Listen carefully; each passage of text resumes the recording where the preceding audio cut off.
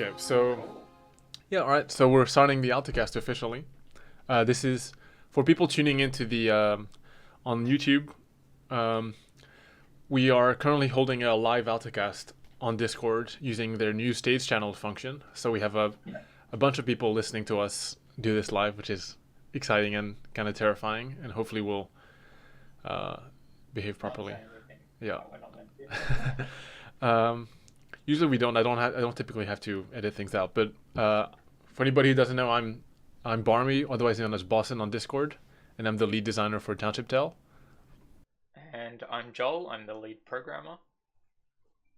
Yep. And today we're going to be talking about bosses in the game. So Yeah. we're choosing a slightly more elevated, high excitement topic because that's the because we're doing a live Altacast, and we thought it'd be a good chance to bring people in. Yeah. And now I suppose we're going to start off by talking a bit about what what we like about bosses in video games, how we think they'll fit into Township Tale, some of our aspirations for that. Something to note, I guess, is a lot of people are interested in what bosses are going to mean for the game. So far, the difficulty at which the adventuring aspect goes, it doesn't necessarily feel like it has this massive end goal type of demon lord that you're trying to beat. Yeah, that's like the classic trope of bosses, I guess, or of like MMOs. I've got some introductory questions for us, Boramy. Firstly, what would you define a boss as? A boss, I think, is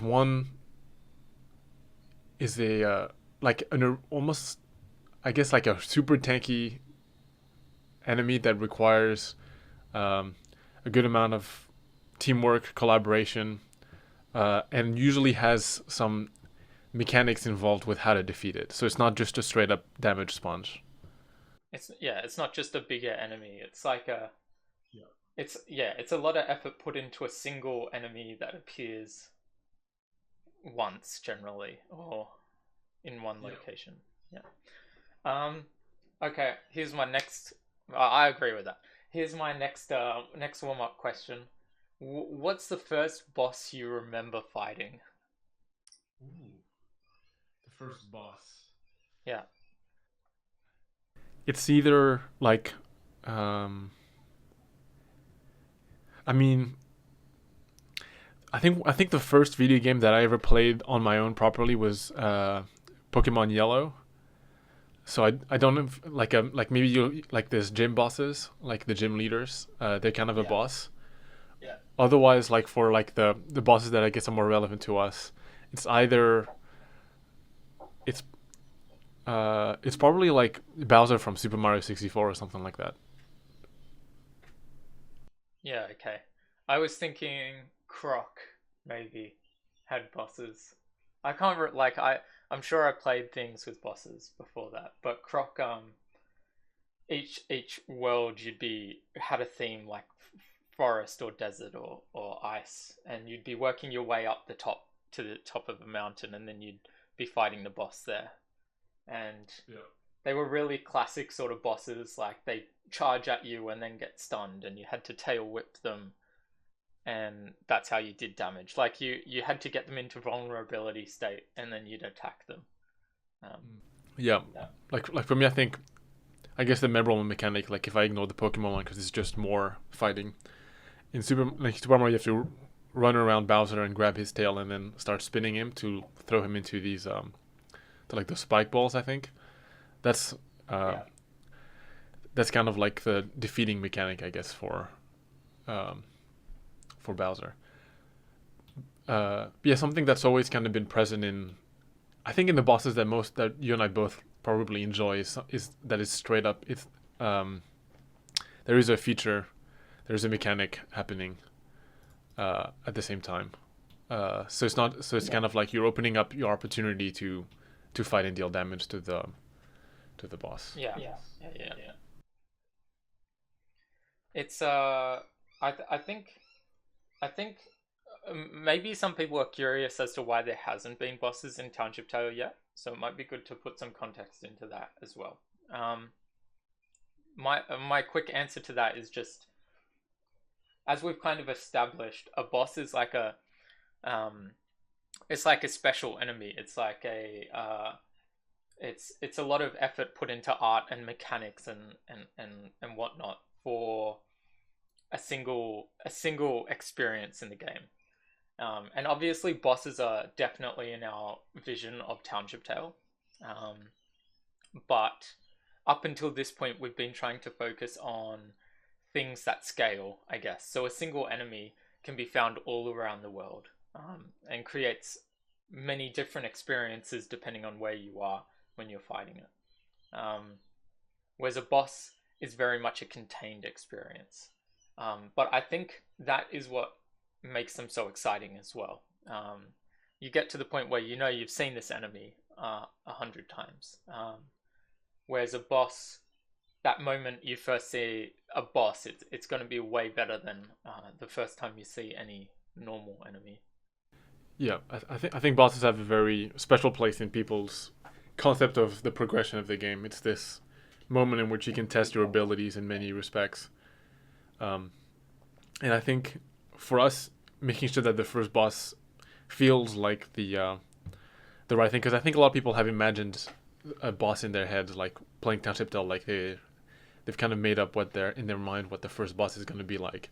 So I think we need to have something that feels like it hits some notes of everybody's kind of melody that they're playing out in their head about what the fight's going to be like. Yeah, yeah.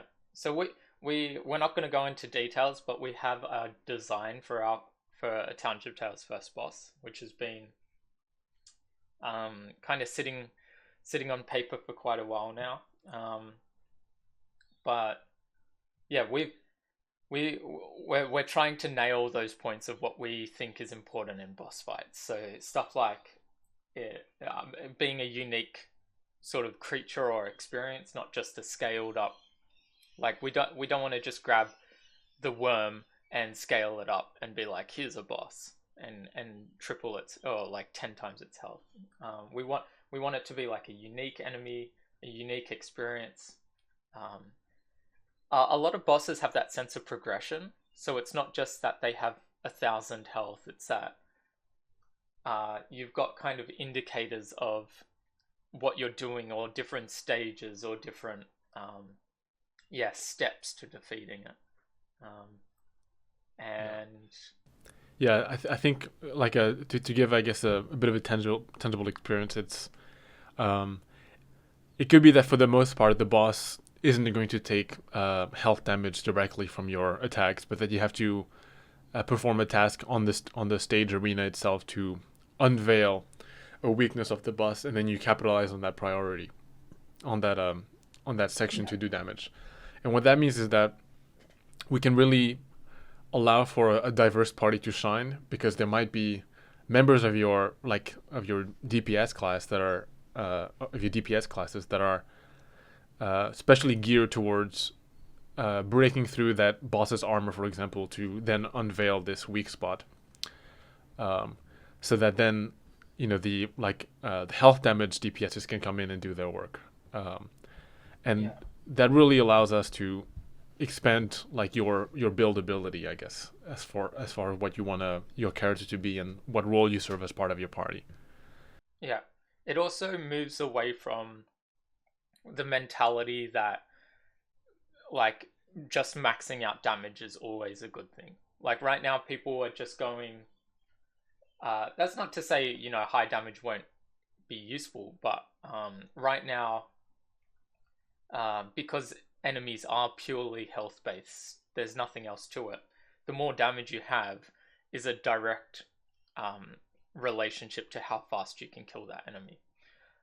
But because with this boss you won't just be hitting it non-stop and dealing as much damage as possible, there's going to be more aspects involved. You might be looking at your kit and going, it's actually worth investing in. I don't know, something that you wouldn't for a usual enemy. Maybe trying to be a bit lighter so you can move around, or something else like that. So Yeah. Um, do we want to? Yeah. Well, what do you want to talk about next? Do we want to talk about? Um, I mean, I guess like where bosses are kind of roughly going to be located in the world in terms of like their environment. So for a long time, um, and I think it still mostly holds true with our vision of the game is we want bosses to be part of the end portion of a dungeon. Um, and that means that it can be quite the journey to get to the point where you're finally able to fight this boss. And that's been another reason why we've held off on bosses because we know that if we just place them in the world, people will kind of beeline to them without going through this more structured challenge, and that can open a lot of variables for things to be for things to go wrong and for things to be exploited a bit.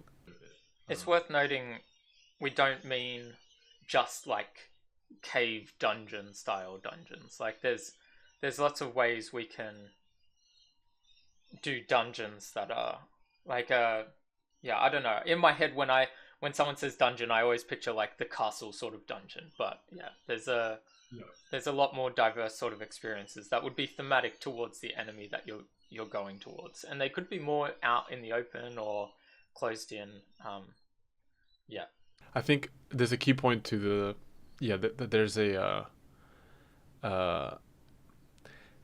like for a lot of the bosses that we're looking at making at least, you can assume that there's going to be a bit of an arena to fight this boss in. Joel and I have discussed the idea of like roaming boss-like creatures in the game world, but I think they're going to feel a little bit more like mini like roaming mini bosses as opposed to full-fledged bosses. And that's probably because we're not going to be able to have any kind of environmental mechanics maybe that can be reliably used against the to unveil this weakness for the boss.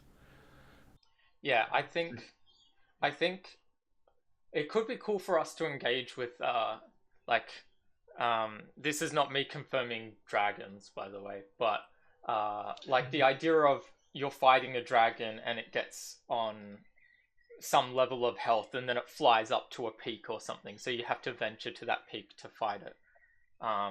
That sort of thing isn't out of the question because it would still technically be predefined arenas.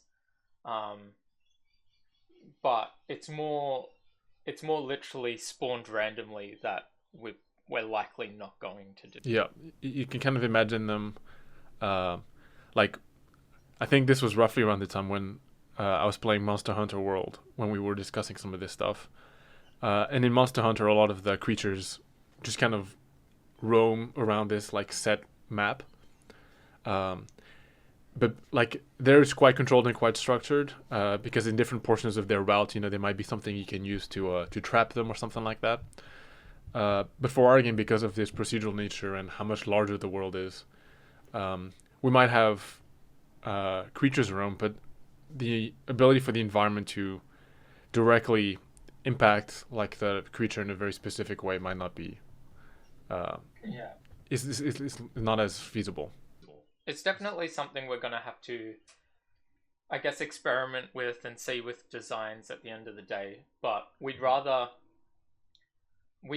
be able to lean towards just saying let's just put this in a set location so we can do these things um, Yeah. rather than limiting the scope of the boss fight just for the desire to throw it in the world anywhere.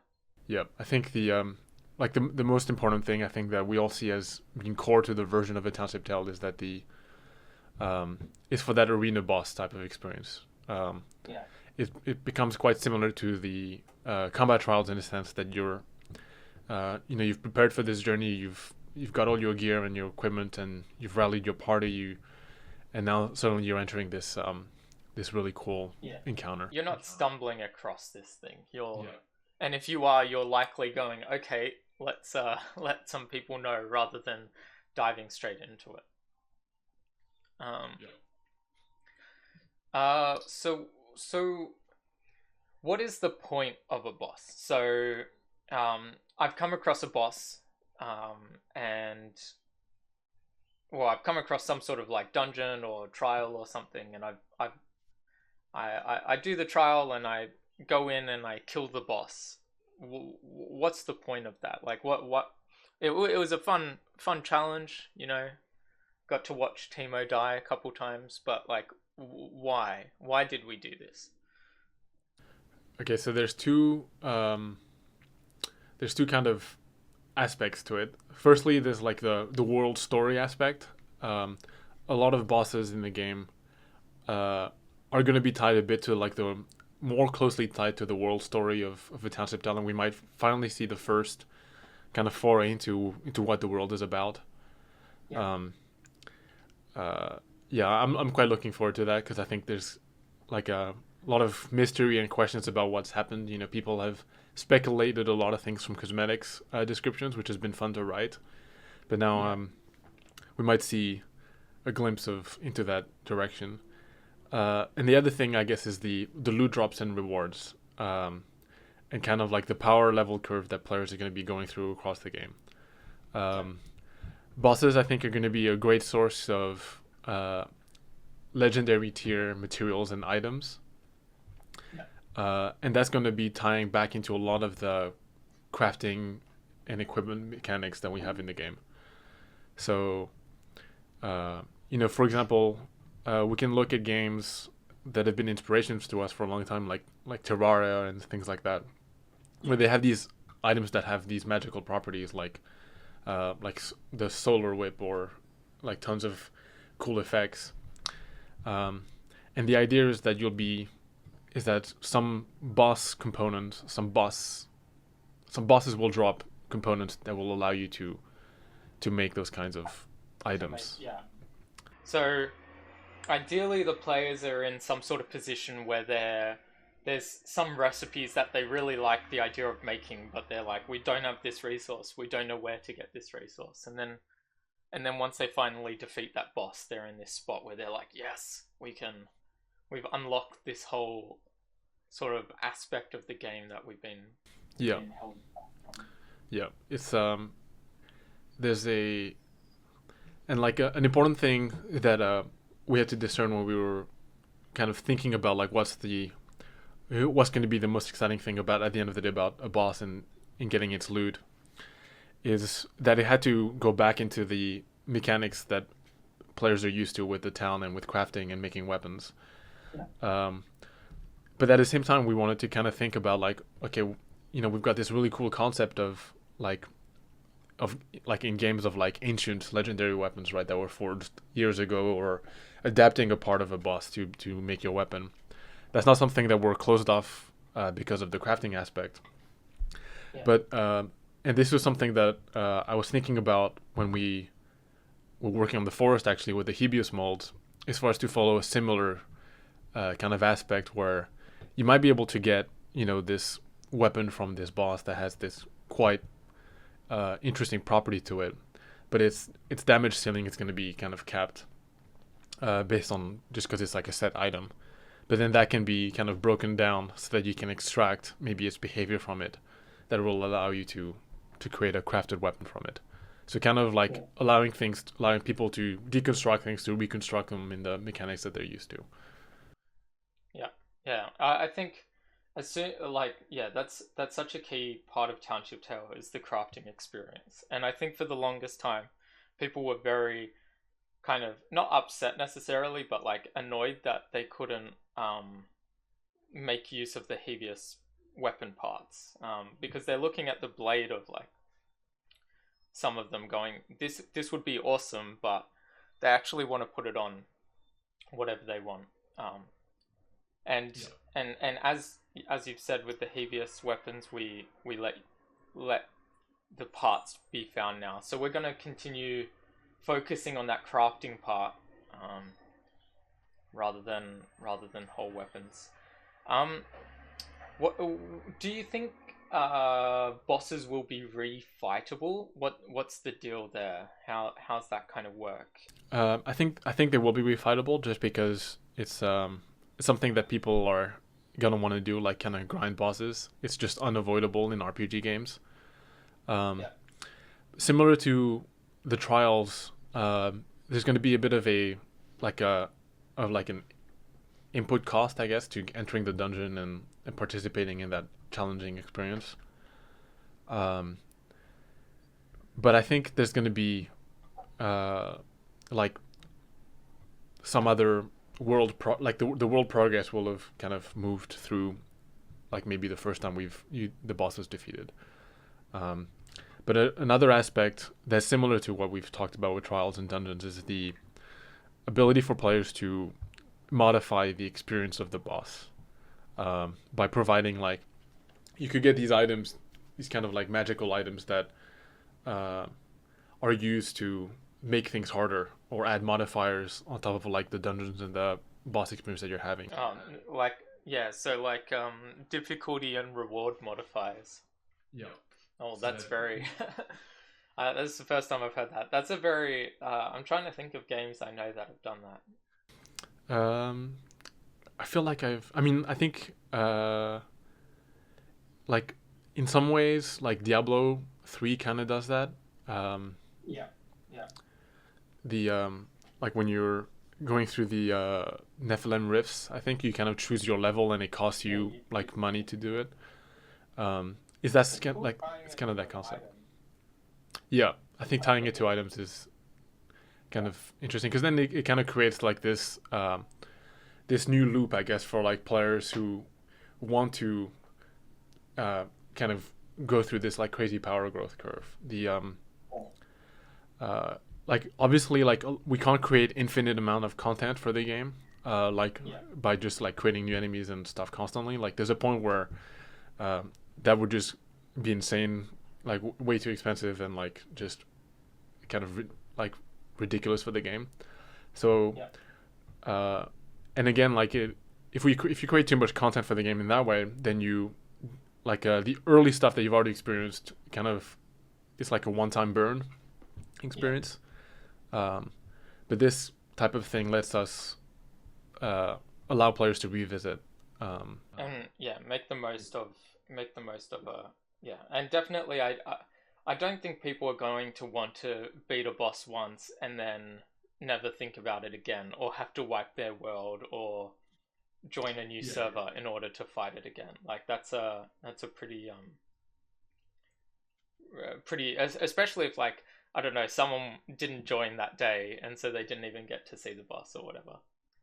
Um, Yeah. I've got another question. So, in terms of linearity, linearness, whatever the word is, like what do you think the experience is going to be like there? So I've joined the world. I'm on a fresh new world. I probably won't be fighting bosses anytime soon, but I decide to focus on exploration, and I happen to come across a boss. Is it likely that I'll be able to come across another boss, or will I have to have defeated this first boss before that second one is available? Yeah. So I think there'll be two tiers, two types of bosses that will intrinsically kind of be present to the player. There's going to be um, more story relevant bosses that are part of like the main world story, that like the reason why people are in a Township Tale. Yeah. And that will follow a more linear structure as far as progression goes. And it could be it could be that it doesn't have to be like one by one by one. It could be you start off by having to like your choice of fighting these three bosses and then like another three bosses get unlocked kind of tier. But then for the optional bosses, I think those will be completely non-linear, but they'll be more geared towards end game type of player experience. Yeah. I I I personally like the idea of bosses that have some level of effect.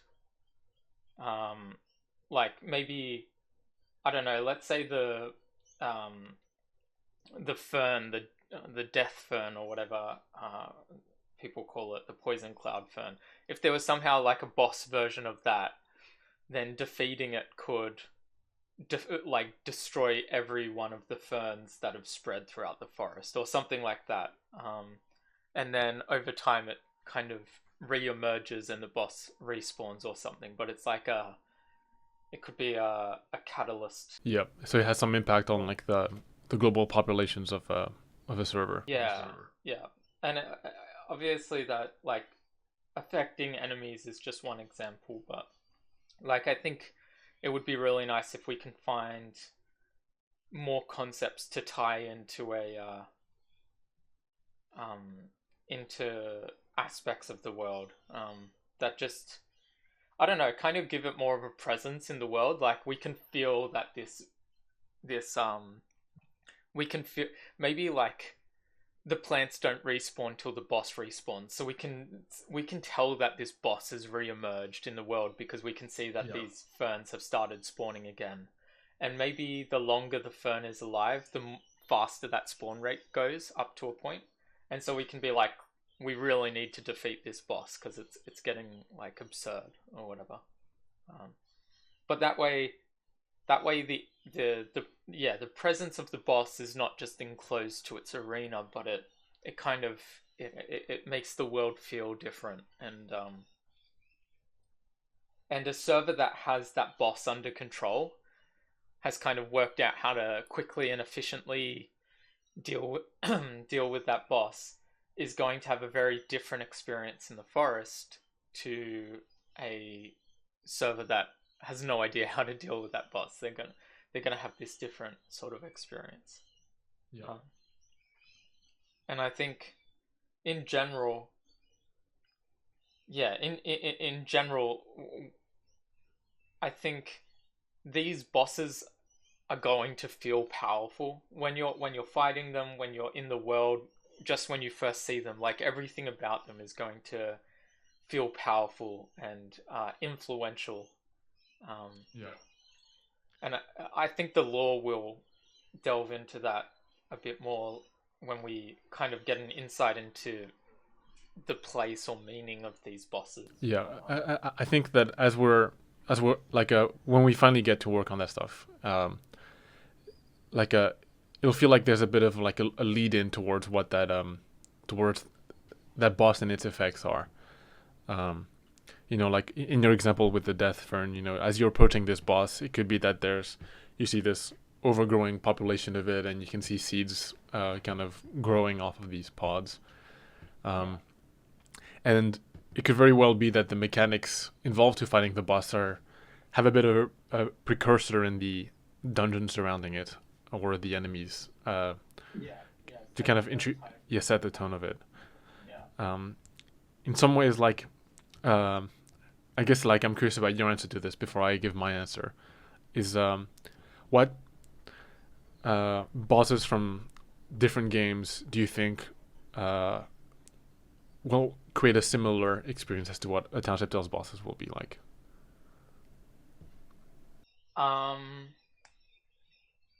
This is this is a tough question because my I feel like a lot of the games I play don't have this sort of boss structure. Like you already brought up Terraria, which Terraria bosses don't really have an arena. Most of them don't, at least. We can take the giant eye as a simple example, which most people who play Terraria will probably be familiar with, which is just summoned wherever you want, and often players create their own arenas to kind of deal with it. It's a very different flavor because the players feel like they're a bit more in control. They set things up and then they choose how the fight goes down. Whereas I think for us, it's going to be players are very much out of their comfort zone when they're engaging in the battle. I mean, on a quick note on that, I do think in the Eye of Cthulhu in Terraria, you do have to fight it at night, which I think is another interesting concept to explore when we when we design some of this stuff. Yeah, I think there's lots of hooks in the game. This is kind of sidetracking from bosses specifically, but there's a lot of hooks in the game that we don't fully make use of yet. And once we have stuff like weather or seasons, it'll be even more so the case. Where there's right now like daytime or nighttime, um, the Spriggles go to sleep, but other than that, the game is the same. Um, and I think things like bosses and many other things in the game, it would be awesome to tie them into these hooks so that we can like it would be more effort, but it would be crazy awesome if there was a boss which was like a totally different experience at night to day. Um, uh, the concept that yeah you can kind of choose how you want to engage it, and you can have a different experience based on when you engage it, or um, yeah, I'm not exactly sure what that would look like. Like, but yeah, I don't know. To answer the question though, I just man, I'm trying to think of bosses now. Yeah, I mean, like, uh, yeah, I mean, I guess my answer for that would be something like, I mean, where I draw inspiration from the most, I think, is between Zelda and Dark Souls. Yeah, Um, that's what I expected yeah, your answer to be. like Zelda has quite classic, like arena mechanics to defeat bosses. Yeah, But I do like I really like the combat component of Dark Souls when it comes to bosses. Dark Souls doesn't really have mechanics based bosses like at all. You just kind of fight. Uh, yeah, but I think like for the party dynamic that we kind of hope to have with the game and its combat challenges, mixing the two I think is going to create a really interesting experience for people. yeah. The thing with Zelda style and Mario style um, bosses is they're all 100% mechanic.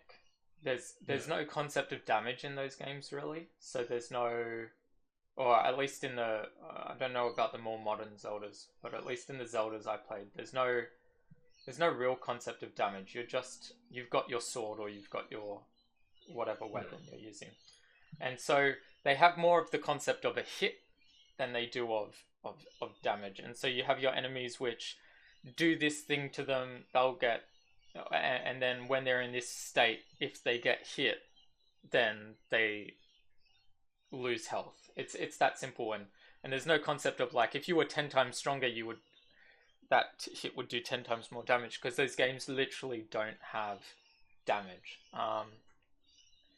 Whereas for us, yeah, we really need to blend it. So I think there might be a thing where it's like you have to destroy this thing before you can attack the boss, and this thing might have health. So there's a bit of a mechanic there. Do this so the boss becomes vulnerable, but your damage is still relevant to some extent when dealing with that particular mechanical obstacle. Um, I haven't played Dark Souls. Uh, Yeah. I mean, I'm sure you've probably seen gameplay of it.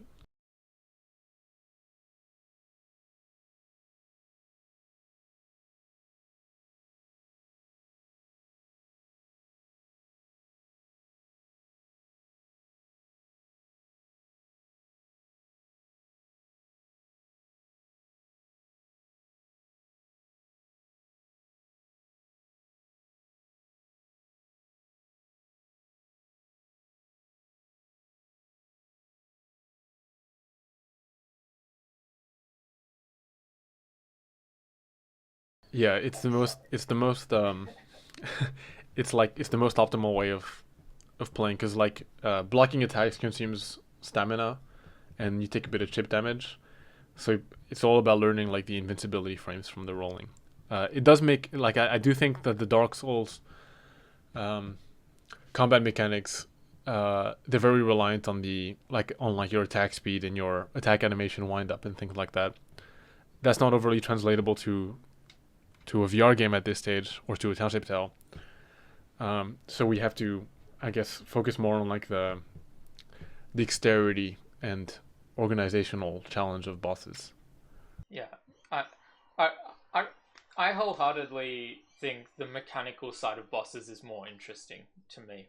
Um, I find obviously everything can be done well and done badly, but I find that health-based bosses can sometimes just feel like a chore. Um, Once you've worked out their attack pattern or whatever, it's just a matter of like doing the same thing 1,000 times until you kill it.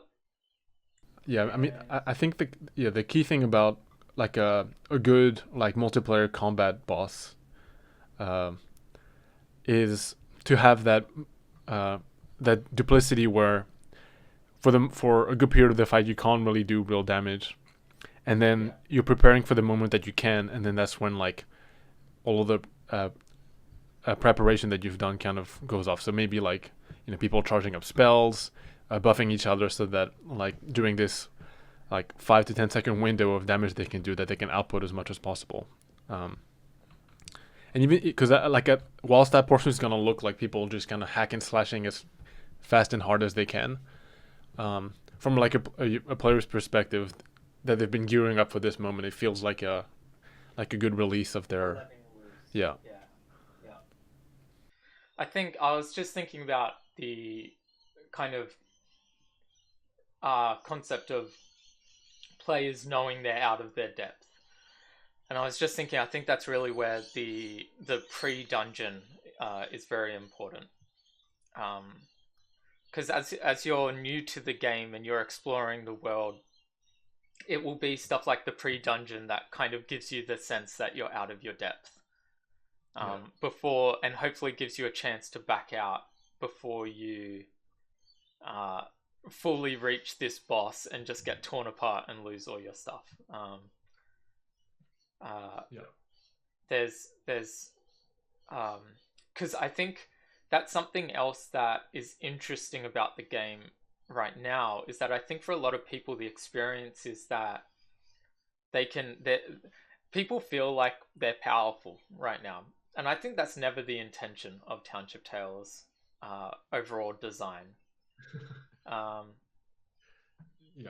think people are meant to feel like they're conquering the world gradually, but I don't think they're meant to feel like they can just roam around and any challenge that they face, they're going to defeat without an issue.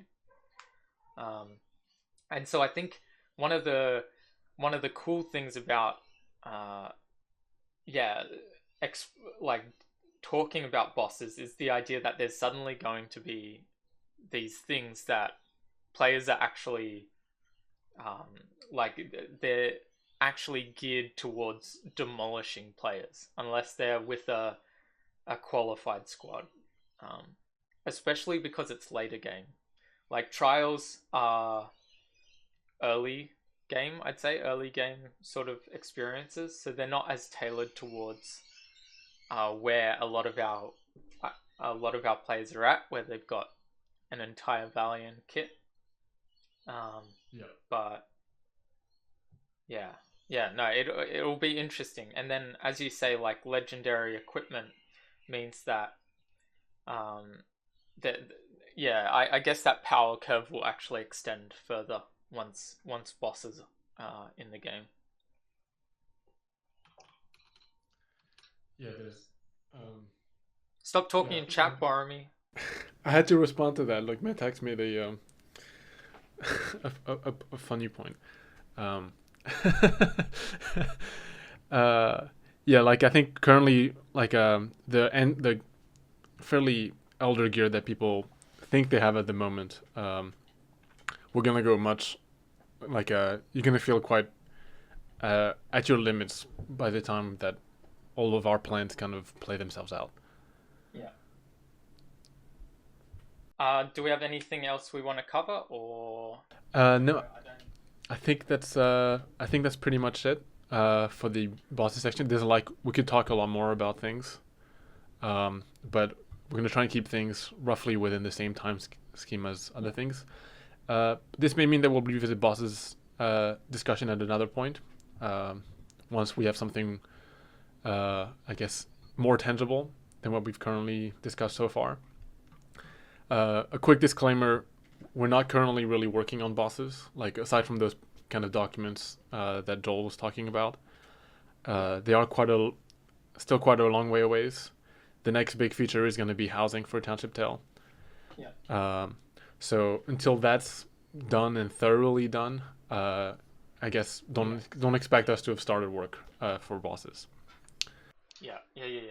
This is, as Boramy said at the start, we were kind of going, what's something exciting, what's something interesting to talk about. Everybody's going to be interested in hearing about. Yeah. The reality is, I mean, as you know, with a lot of Altacasts we've done, they're long-term discussions because we do these every 2 weeks, except we missed the last one, and it's obviously not feasible for us to be churning out a whole conversation worth of features every 2 weeks. So. Yep.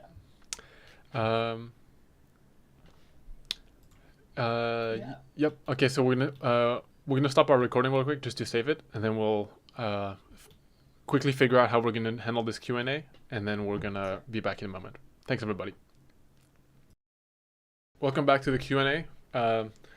So the way this is gonna work, because we're doing it live via the Discord stage channels, we're currently asking some people to ping us with their questions, and then we'll look at their requests to speak, and then we'll be bringing some people on stage. And then if some people aren't comfortable with speaking on stage, then we might just read it out ourselves. I guess maybe when you ask a question, let us know which one you'd prefer, and then we can. Joel's gonna organize which questions, and I'll be bringing speakers up on stage. Yeah. And make sure, to those in the audience, make sure your questions are in Town Square chat, not any other chat, because I won't be looking at other chats. Okay. I just realized I'm on the wrong URL for the Q&A.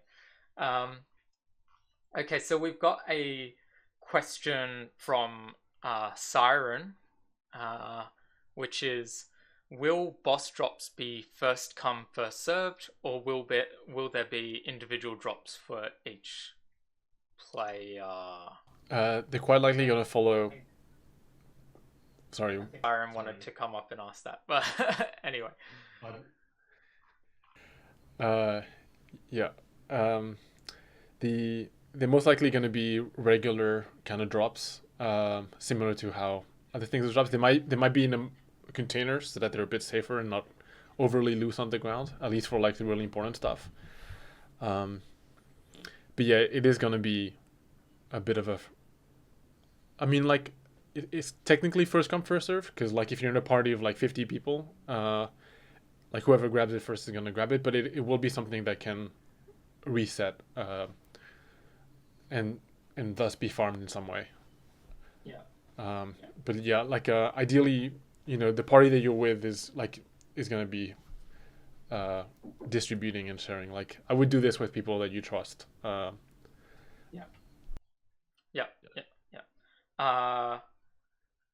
I don't know how many of the mechanics. So I think people are familiar with the trial, how the first group to complete the trial gets more loot than progressive finishes. So and that's the sort of thing that we're going to have to just evaluate as we go, what feels kind of appropriate. Because especially if it's part of the story, maybe it'll actually have effects that only happen once. So it only makes sense for some aspect of it to be only on the first time, but otherwise, yeah.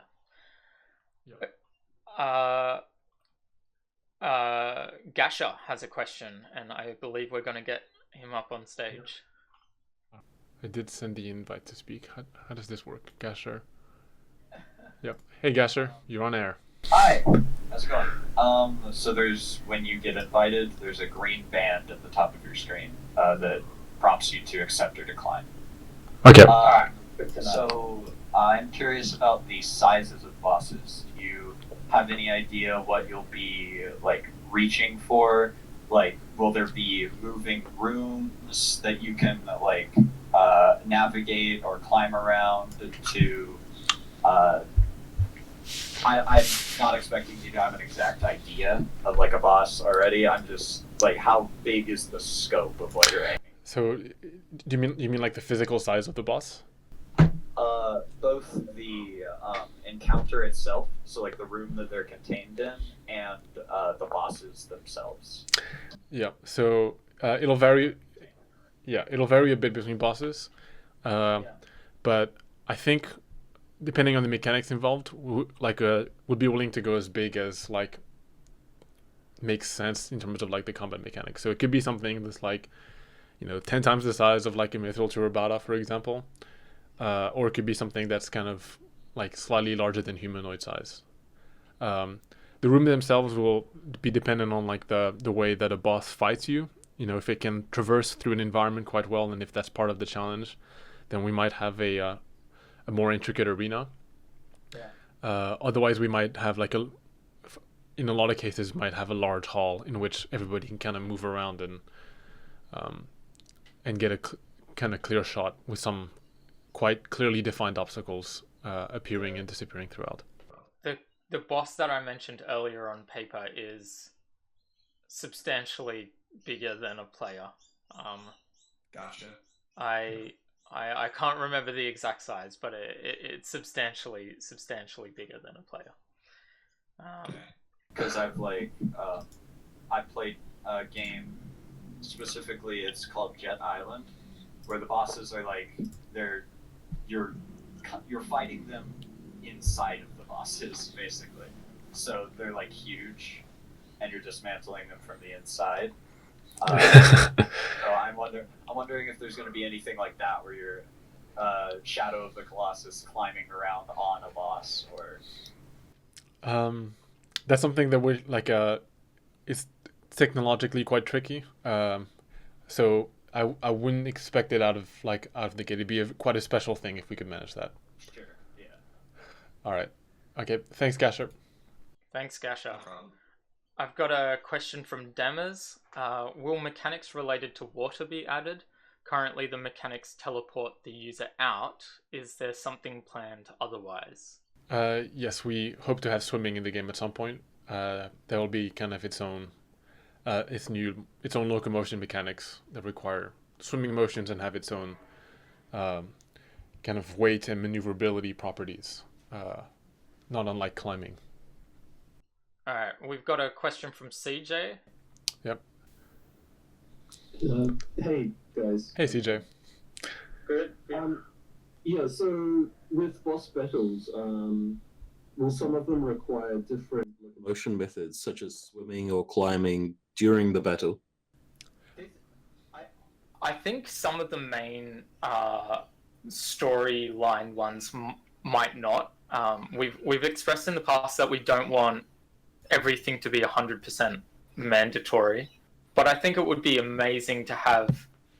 Boramy mentioned side bosses. At the very least, it would be awesome to have like a side boss which is deep underwater and is relevant to people who have got swimming, or some cliffside boss which maybe it's still possible to kill without climbing, but the climbing is a pretty mandatory aspect of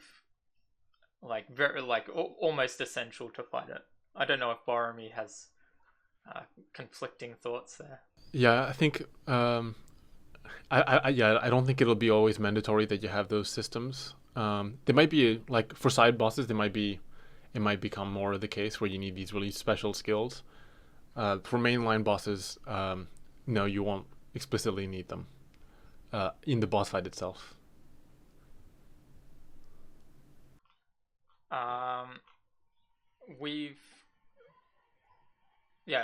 Sorry, I'm reading other questions. I didn't have anything else to say. All right. Any side questions, CJ, or? Yeah. Will environments be destructible during boss battles? Either by players or by the boss itself. That is very possible. Yeah. Yep. All right. Okay, thank you. Thanks, CJ.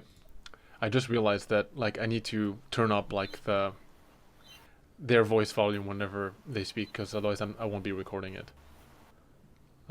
So for this portion, like I might be using my audio for both you and my voice. Just Yeah. letting you know. Okay. Sorry, there's a lot of questions. I'm trying to. So we've got a question from Ethan, and the question is basically, how will the bosses react to being hit? The answer is it will likely be more animation based for a lot of them. We can do I guess procedural animation to some extent to try and react a bit more to the direction that they're being hit from, or stuff like that, or exactly where on their body they're being hit, rather than the whole thing reacting because you hit their hand or something. Yeah. But Yeah, we're not going to be doing a overly complex physics. yeah, but it Behavior. won't be a physics sim. Something we found throughout our development of Township Tale is that there's some things that can be done well without relying on physical joints. And a good example of this is the bellows right now use physical joints for its movement. But some of our things like the mold presses don't. And the experience of the mold press is actually less janky than the bellows are. And in terms of performance cost on both server and client, it's substantially better to try and work out ways to replicate the exact same feeling, but without requiring physics to be a part of it. I think it also leads towards a more reliable experience overall. When you're fighting this enemy, you're never going to have it like do something absurd or start like shaking crazily or something like that. It's going to act as we expect and as you would expect as a player. Yeah. Okay. I've got a question from FPS Phantom. I'm not sure if they have their hand up. They sure do. Yes, Let's they do, get them yeah. on stage. FPS. Hello. Yep. Awesome. Hello. Yes. So I said I asked about if you knocked if you use a different type of weapon, like a blunt weapon or a hammer or a arrow, a spear or a sword versus like the boss. You mentioned armor knocking off to like reveal some like under some more vulnerable flesh. Would that so if you use a blunt weapon like a hammer versus the armor, would that do more of like a visual effect as like you have different spark types, like the sparks or the white to visualize if a weapon is finished crafting or something? Would that do anything of that? Yeah, I think we will play as many relevant effects as possible to help communicate this idea to US players so that you can kind of understand that.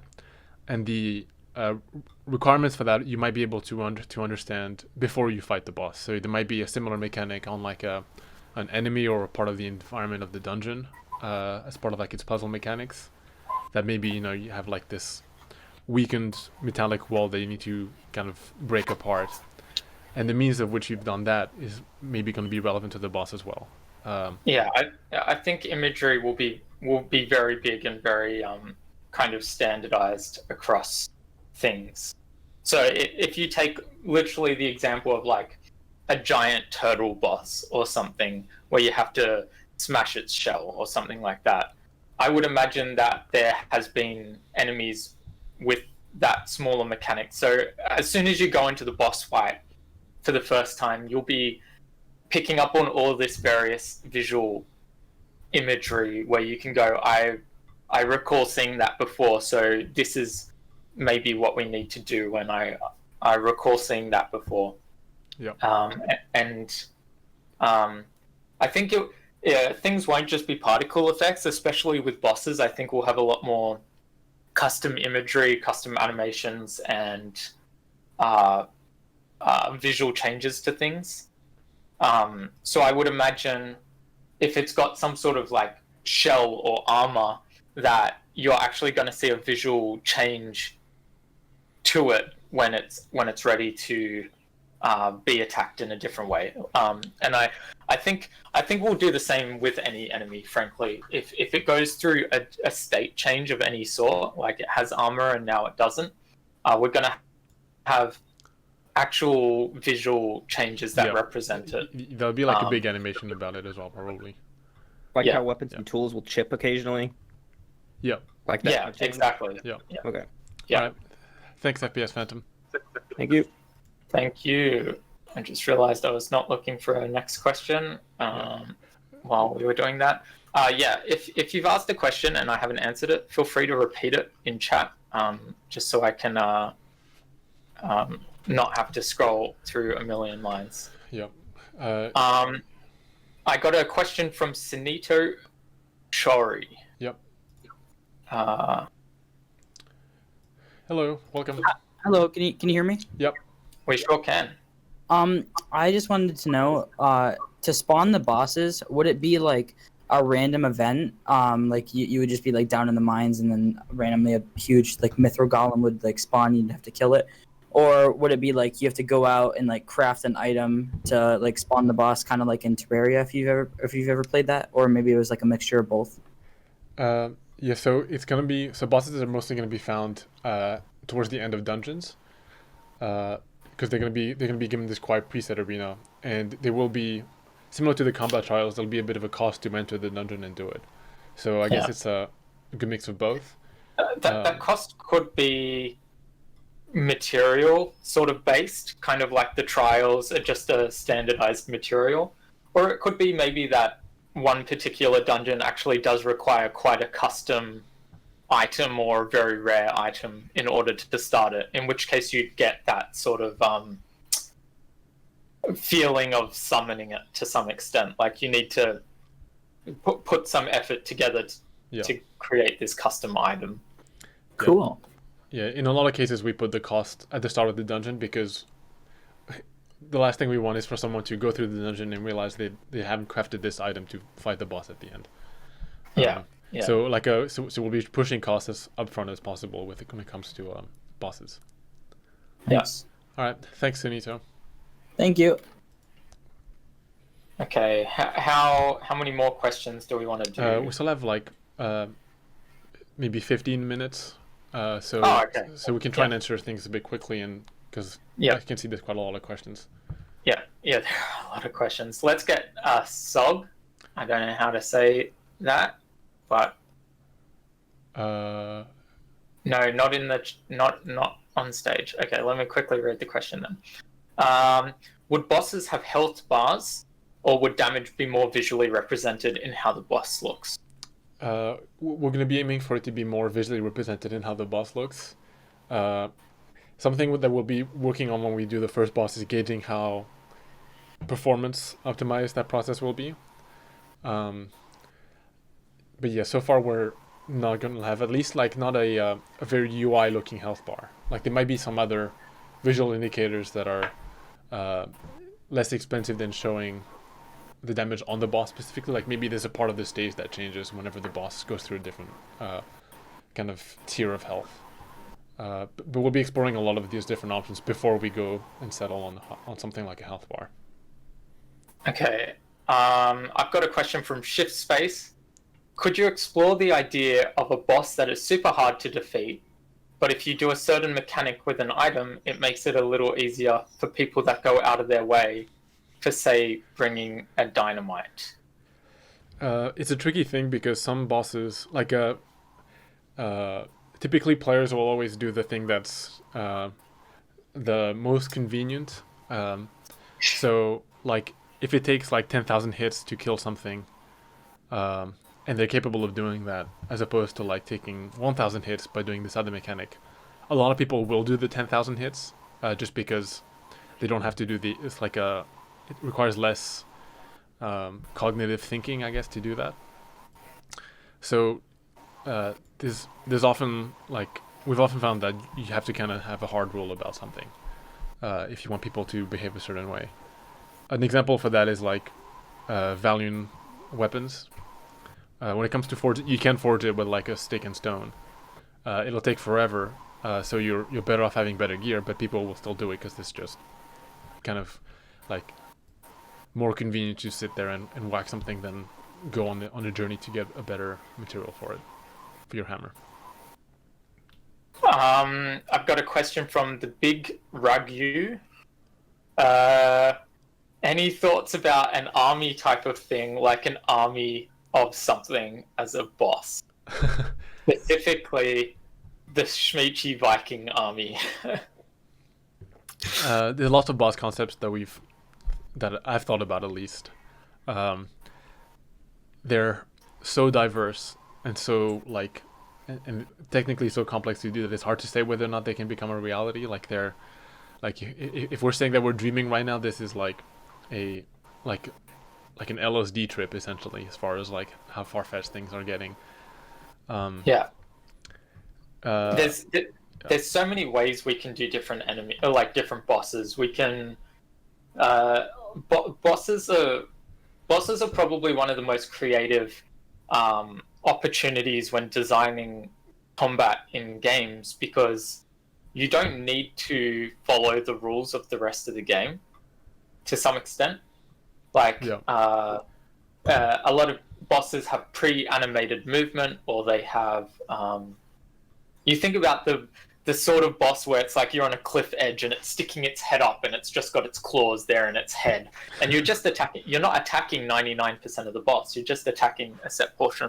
Like, it's so different to the standard experience of the game that you can really go wild and crazy with designs, and I think we will. But it's so hard for us to know exactly what that will mean down the line.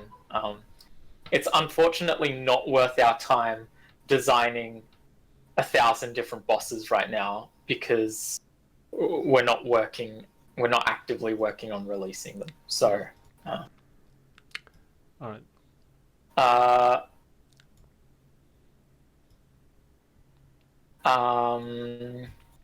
Farlander has a question. Oh wait, there's too many Farlanders. Which Farlander was it? Not in chat. Okay. So Spectrum had a question. Where will the dungeons be? Down in the mines, or specific places like the tower, or just randomly generated in certain areas? It'll be a mix of both. So both found in procedural environments, like how the trials were found in the caves. Could be in the forest. Could be in a preset location like the climbing tower. Yep. All of the above, pretty much.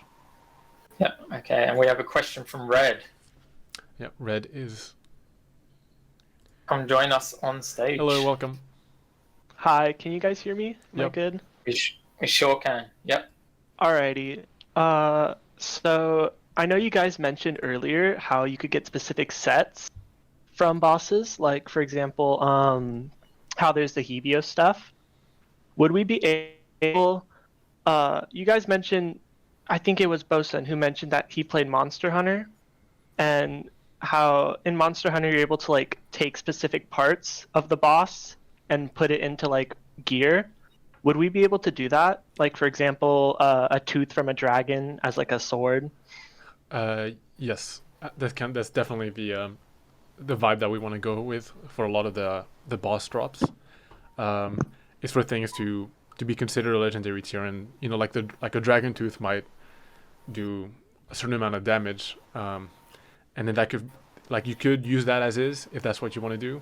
It could be used for crafting armor, or making for like just using it straight up as a weapon, like how we have two ground down for alchemy or something. Yeah, like there's or you could use it for all sorts of, and it might have a magical effect that can be kind of like extracted as well. So yeah, but like I love the idea of people's achievements being represented in what gear they have. So having like like a dragon tooth as part of your weapon to show that you've like you're a dragon slayer, I think is awesome. Just flowing on from this, Ethan's got a question. Thanks, Red. I'll kick you off the stage. Thanks. Ethan's got a question. which is, can we consider other professions like cooking and farming when creating these boss drops?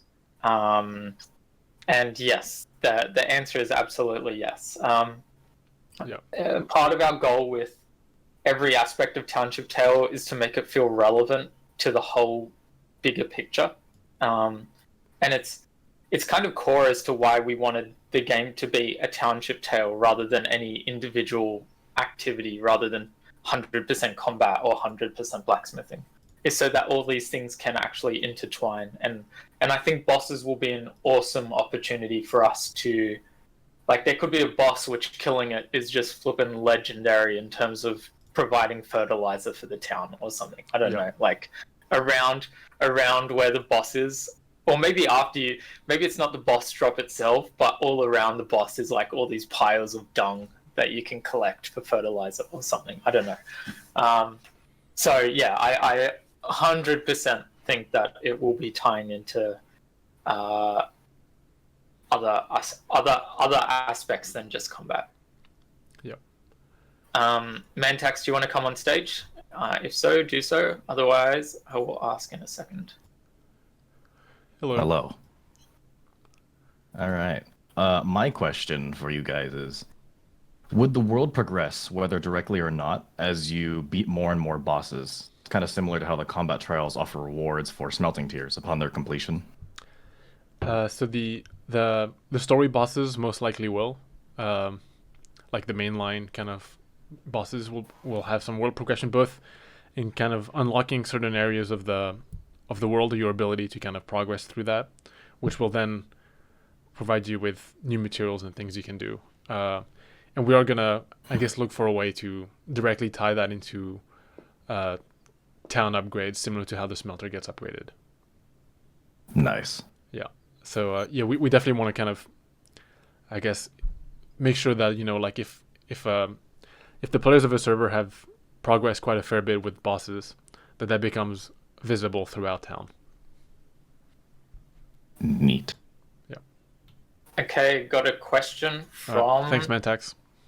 Thanks, Mantax. Got a question from Ninja Danny. Let's get him up. Yep. Oh, did I click the wrong button? No? I don't know. I mean... Ninja Danny, right, yep. Yep. Hello. Hello. I think we... Yes. Yeah, I can hear you now. Okay, so my question is for like boss battles. Are you guys going to implement where destructible limbs, where like say something comes off, for example, a crystal turbata, for example, crystals come off and you can actually use those against them as like a weak point, something like that? Yes, I think there's like it's something that we'll evaluate on a boss by boss basis, like how breakable and usable the parts of a boss are. I know in a lot of both in Monster Hunter and Dark Souls, you can like cut off the tails of like dragons, and that can give you a weapon. But you have to do it during the boss fight. You can't. It's not something you do afterwards. Yeah. Those are cool concepts. It's technically very feasible, I think. It's just a matter of whether or not we can drop something that will add the right kind of value to the game. So it's kind of like deciding on the worth of the loot. It's a sort of mechanic that you do see a lot in the mechanic-driven boss battles as well. Like the idea of a boss that you're not necessarily chopping off a limb, but it's shooting a bomb at you, for instance, and you have to pick it up and throw it back at the boss. And so it's in a similar vein. It's the weapons that you're using are actually sourced in the boss fight. Not necessarily from chopping it off from the boss, but in some way you're actually acquiring your weaponry during the fight. Yep. All right. Cool. Thanks, Ninja Danny. I have a question from Saitama. Are they in the hands up section? No, they are not. Okay, the question is, will there ever be different types of arrows, like bolts, tipped, or enchanted of some sorts? Bolts are quite they're like a crossbow arrow pretty much, and we have talked about crossbows before, so that we might see that. Yeah. You can currently make quite a diverse range of arrows, and enchanted and like elemental based arrows are definitely on the roadmap for concepts like magic and alchemy. Yeah. We've also talked about, we've talked about in the past ideas of, I don't know, modified or magical quivers that can influence the arrows that come out of them in some way. Yeah. Yeah. Okay, I've got another question from CJ, who got up on stage before, so I assume they will again. Yeah, awesome. CJ, do you want to jump up on stage?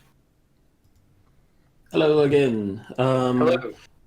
Okay, so how would you feel about if we inflict a lot of damage on a weak point of a boss, it actually destroys some drops? That way players can balance difficulty themselves. So you mean like by destroying some drops, you mean reducing like the loot that you get out of at the end? Yeah, like you could do more damage to an area or using a certain method, but yeah, the final drops would be lower. I see what you're saying. So like if its feet are weak points, as a new player I might go ham on its feet, but the downside of that is it's dropping less because what it drops is like the claws from its feet. Exactly. Whereas as a late game player, I'm going to go, let's try and kill this without touching its feet at all, because that'll give us the maximum reward. Yeah, I but think it's going to be way more difficult, presumably. Yeah, I think for that we'll have to. It's like an extra layer on top of the concept of like destructible limbs or removable limbs or damage points that we'll have to explore to see how well it can fit and what the fight's like when you're trying to do it the hard way. Like maybe it's not that fun to do it that way just because it becomes too much of a damage grind. Yeah. There's a whole other kind of bottle about getting loot from a boss in terms of like in the very like in the prehistoric version of A Township Tale, when I think back on like crazy ideas we had at the start, like harvesting a boss after you've killed it being a process was something we considered. And if that process was like if the outcome of that was based off of your performance during the fight, then I could see this type of mechanic playing quite well. I think it would be awesome to try out. I think there's some concerns about communication as to as Boramy said, if we did the harvesting thing, it might be kind of clear. We destroyed the leg, that's why it's not there to harvest from at the end. But if it's just kind of boss dies and drops fall, it might be tough to communicate why they got more or less sort of drops. But I definitely I definitely think it's a cool concept. Like I really like this idea of like a self-balancing damage and reward sort of concept being involved. Like I think it's a really interesting take on flexible difficulty. Yeah. All right. Thanks, CJ. Thank you. Okay, let's try and move fast because we don't have much time. Sorry. I got a question from Antagonist. Let's get them up on stage, and I'll start looking for the next one. Hey guys, I don't know if you can hear me. Yep. Yes, we can. My question was on the topic of like cooking and rare ingredients, maybe from bosses.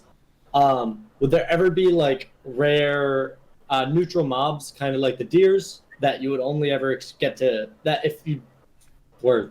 that you might only experience once every like few times that you're playing if you're a returning player? Because it's so rare. So like just really rare animals that like exist. A really, really rare mob that you'd only be able to get for really good stews, stuff like that. That you may only experience every so often that you go out to hunt. I think absolutely like that's kind of the upper tier of like I guess the mithril or Valiant equivalent of like foods. One thing that we are trying to do less and less is overly rely on like a RNG type of behavior. So for something as rare as that, we would want to employ some mechanics to increase your chances of finding it. To kind of add like a gameplay loop as opposed to you wandering around like the landscape for hours. Got it. Yeah. Yeah, with one of the forest creatures that we had planned, I think the idea was it to be very rare. Again, it kind of touches on why we haven't done bosses already, in the amount of effort that goes in compared to how much value it adds. And so we've kind of focused on enemies and creatures that are quite common right now, so that you experience them a lot. But down the line, I think I would love heaps of those sorts of creatures that you see once and people don't even believe you because they've never seen it themselves. Yeah. Something that's like an experience. Yeah. All right. Thank you, Antagonist. We're going to get Mantax up. Thanks, guys.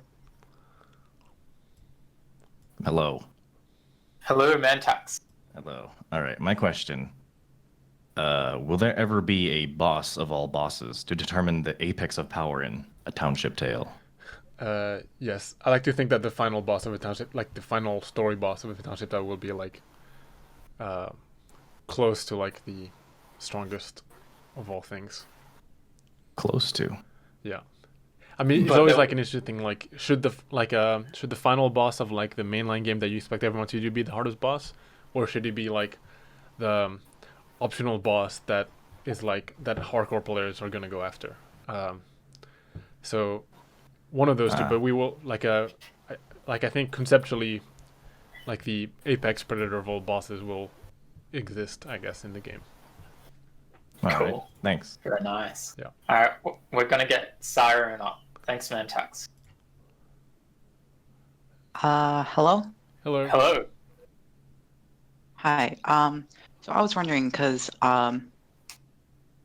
there was because you mentioned how in a township tale you want to cater to a lot of different types of playstyles and not just the pure combat one. And so in another game that I played a lot called Fantasy Life, they had essentially these, there are many different options for you to play, such as like a miner or a woodcutter, and those specific, classes would have their own individual kind of boss tier items. So for example, like a magical tree that looked like a totem pole for woodcutters. And they would have their own, unique challenges in order to be able to cut them down and get their materials. Do you think something like that could be a thing in the future of A Township Tale? So less combat-focused bosses and more just a challenge sort of concept? Yeah, something along those lines. Like, it's hard to picture. Like, I can imagine the concept. I'm just trying to think of a tangible example. Like, there could be a giant tree in a field which, when you enter the field, a lot of other trees grow, and if you can chop down every other tree before a certain time or something, then you can chop down the center tree or something like that, where that doesn't sound super exciting, but but more focused on like it's kind of like a boss, but it's got nothing to do with combat. Is that the vibe? Yeah, essentially. Yeah. Because I think it would be nice because mining and woodcutting are like they're both very much gathering based, and I think they have especially with their individual skill trees. I think it would be really cool if they could have their own unique challenges on a similar scale to a boss that isn't super combat intensive. Yeah, I think like it's something we've entertained before. The design challenge there is how we can come up with a good pressuring concept to it, like how we can apply pressure to someone who's not fighting, in a way that's not like overly annoying, like a really strict timer. But it's something that will like I think Joel and I did talk about this a while ago, and I think we'll be looking into it. But I think for the first wave of things, we'll be doing more combat focused bosses too. Yeah, it's really tough to like make something feel super epic, like a giant creature coming to kill you. Like there's just something like primal about us that's like there's a huge predator or something, or like you're overcoming this huge thing. Not to say it's impossible, and I think it's a really cool concept, but it'll require a lot more thought before we can confirm anything like that. Okay. Thank you. Yep. Thanks, Siren. Okay. Next question is from Dragon Rat Tiger. Is this going to be our last question? Or let's do this one and then one more and then we'll be done. Yeah. Okay. Yep. Welcome, Dragon Rat. Is my mic working? Yep. Yes. Yep. Cool. Awesome. Do you think there'll be like bosses that end up like spawning as a result of how players like interact with the environment? Like right now, there's a bunch of players like making massive pumpkin farms. Some people like to clear out the mines. Some people like to hunt a bunch of deer to make like hoarder bags. Do you think bosses might spawn as a result of how players do stuff like that? Oh, I see. Yeah. I think we might have concepts like that, but I think they'll be considered more like mini bosses as opposed to full-fledged bosses. Yeah. They're still going to be like challenging in their own rights, but the arena setup and the combat, like the requirement for particular environment mechanics will be less for those things. It'll be more of like a tough enemy that maybe does have weak points that you have to unveil, but they won't be a part of the environment that it interacts with in any way. But definitely possibly, like I can imagine like a deer god appearing when you're killing too many dice, or like a giant jack-o'-lantern. The Lorax appearing when you chop down too many trees. Yeah. Yep. All right. Thanks. Wait. Oh, I want to make a personal request. Oh, dear. Can you make like the strongest mini boss you can and spawn it on like everyone who starts massive pumpkin farms? That'd be great. We'll consider it. Yeah. Awesome. That's all. All right. Thanks. Thank you. Okay. We only have one more question, so I got to pick carefully.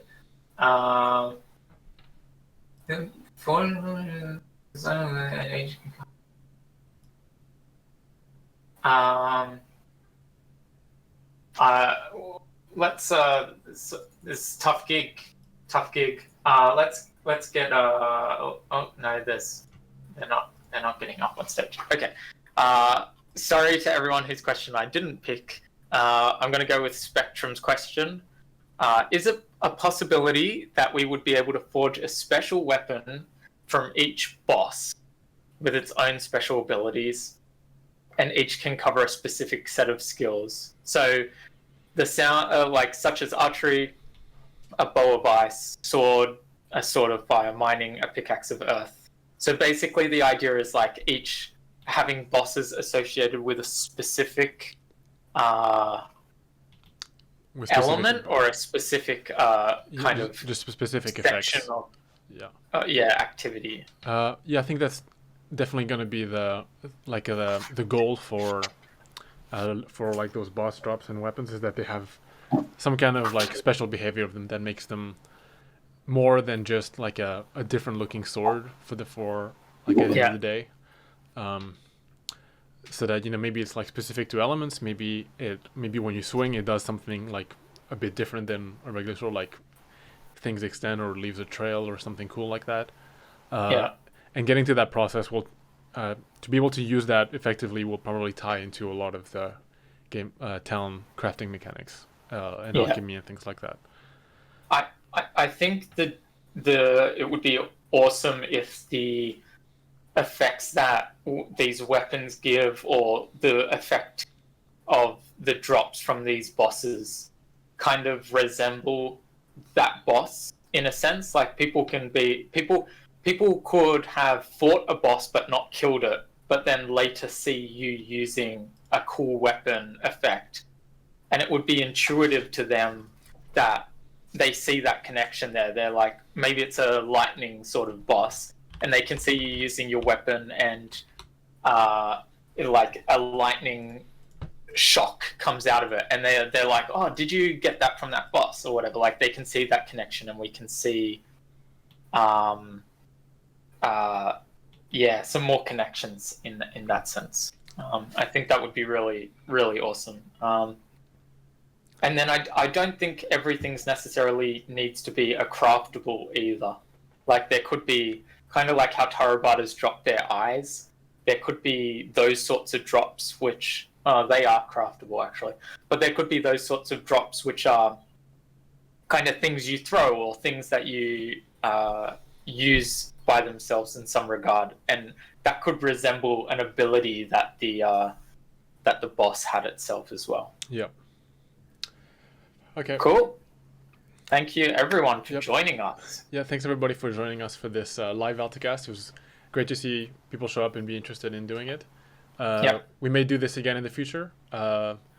We'll see. Like we're kind of, this is a bit of an experimental Altacast, so we'll see if we can keep it up. It does take more work to edit, so we'll save it for certain occasions. But since we missed last Altacast, I thought we'd try something a bit exciting for this one. If we didn't answer your questions and you were waiting to speak, like I don't know, like Joel might be busy with some things, but I'll be around to kind of answer things. Probably, like I might stick around here, or I might be answering them in chat. We'll see. And yeah, thanks a lot for watching. If you didn't catch all of this this entire Altacast, we will be posting it on YouTube. Hopefully later this week, once I'm through editing it, and hopefully we don't have any weird audio issues, because the setup here is going to be a bit tricky. Of course, you can ask more questions in the Altacast link, which we did not answer any questions from this week, but we will next time. Okay. Thank you, everyone. Thanks. Bye-bye.